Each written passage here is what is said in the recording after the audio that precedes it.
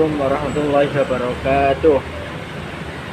Alhamdulillah, alhamdulillahirabbil alamin, wa bihi nasta'inu ala umuri waddin, wassalatu wassalamu ala asrofil anbiya'i wal mursalin sayyidina maulana Muhammadin.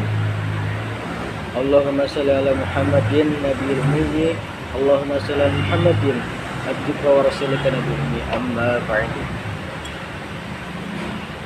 Puji syukur kehadirat Allah Subhanahu wa taala yang melimpahkan karunia, melimpahkan pahala dan melimpahkan rahmat dan nikmatan bagi kita manusia. Dan juga salawat serta salam tak lupa juga kita anjurkan kepada Nabi Agung Nabi Muhammad SAW yang telah memberi syafaat di yaumil akhir nanti. Oke, lanjut dengan saya penjelasan dengan syarah hikam mengenai tentang bab wahmi. Dan juga kita memahami wahmi itu apa sih? Wahmi itu adalah wahmi yakni wahmu huwa sabab fil tamai.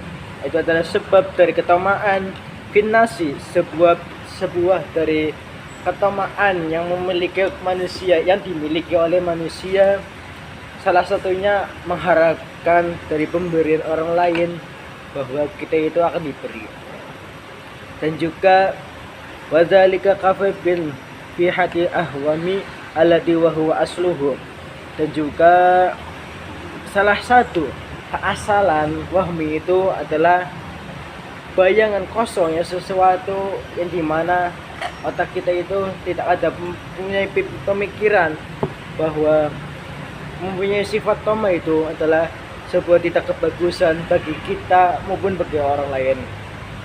Karena mempunyai sifat ketamaan kepada manusia itu akan mempengaruhi otak kita itu menjadi kosong, satu yang tidak ada mana. Dan juga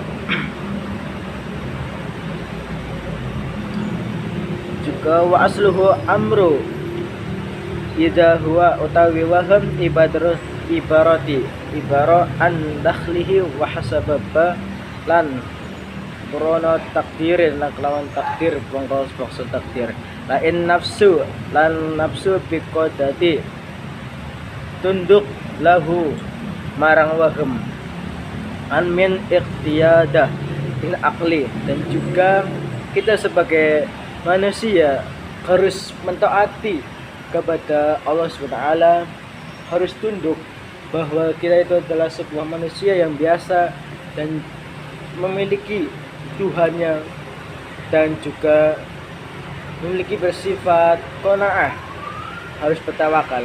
Dan juga salah satu mengharapkan sesuatu atau tama kepada orang lain itu maka menghilangkan sebuah akal bil akli, akan menghasilkan akal yang tidak sempurna. Karena apa? Antama'i nafsuhu min hayli biqadiri fiha min habali. Karena itu ibaratkan tali yang berwarna hitam maupun putih seperti ular yang terikat. Karena apa? Sebuah ketamaan dalam hati kita, dalam akal kita itu akan melekat seperti tali yang menjerat dan tidak akan bisa melepaskannya. Dan juga salah satu untuk melepaskannya itu harus tawakal kepada Allah Subhanahu wa taala. Dan juga lakun ala sautihi liqa'i lam yang tafi al mangsona li anu qadari apa yaqulu ma yaqdihi lam Nabi salami bitama'i fi khalqi wa khiratuhu fiha bi aidihim. Apa barange telu mahalake bi ahlil wara'i dan wa ahlil qanaah.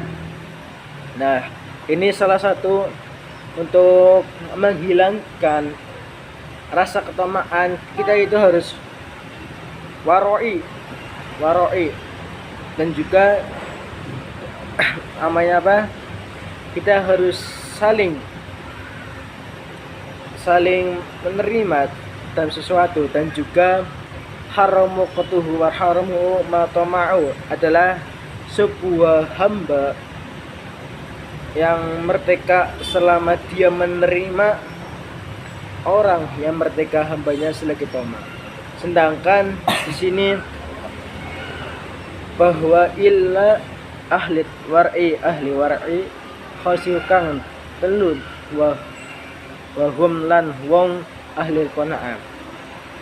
Dan juga di sini yang disedangkan qanaahnya atau qanaah itu artinya merasa menangnya seseorang yang tidak mempunyai sesuatu yang diinginkan, maka qanaah adalah makna dari huzud.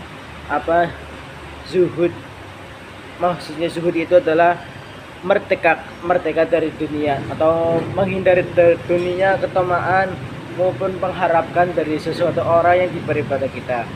Dan juga bersiapa yang tidak mau berhadap kepada Allah SWT dengan kehausan kepada manusia, dengan rasa baik, maka akan di hati kita akan diikat dengan rantai, ibaratkan seperti yang diikat oleh tali yang berwarna hitam putih. Itu akan seperti ikat kayak di tali ini, itu akan diikat dengan rantai, tapi di sini menjelaskan dengan tali berwarna hitam putih. Itu adalah sesuatu yang tidak mau berharap kepada Allah atau meminta kehausan kepada manusia dengan baik, akan diikat. Kita harus harus meminta kepada manusia kita agar kita bisa dihormati dengan pembicaraan yang baik, dan agar kita tidak bisa untuk terjerat dari sebuah kehausan dengan rantai. Hadisnya gimana? Lam ya'tafi Allah bi tama'u fil ishani. Dan juga kita coba dengannya sangat berat dan rantai itu. Dan juga ina maqtadi, Kiai Munsonif mengatakan bahwa ingin memberi pengertian murid hendaknya madhab kepada Allah Subhanahu wa taala dengan cara taat dan merendahkan hatinya kepada orang tersebut. Karena apa? Kita semua manusia harus tunduk kepada Allah Subhanahu wa taala yang menciptakan alam semesta, menciptakan duniawi. Kita harus bertunduk kepada Allah Subhanahu wa taala. Dan juga anta harama mimma anta syai'u. Terus dan juga orang mengharapkan sesuatu adalah rezeki, maka akan diseratkan rezekinya. Karena apa? Allah Subhanahu wa taala tidak menyukai orang-orang yang mengharapkan sesuatu atau tamak. Makanya marilah kita harus berqanaah, harus tunduk kepada Allah Subhanahu wa taala agar Allah itu memberi rezeki kita dan memberi pemikiran akli, memberikan akal yang sehat maupun akal yang baik. Marilah kita bertaat, bertunduk, merendahkan diri kepada Allah Subhanahu wa taala yang menguasai alam semesta.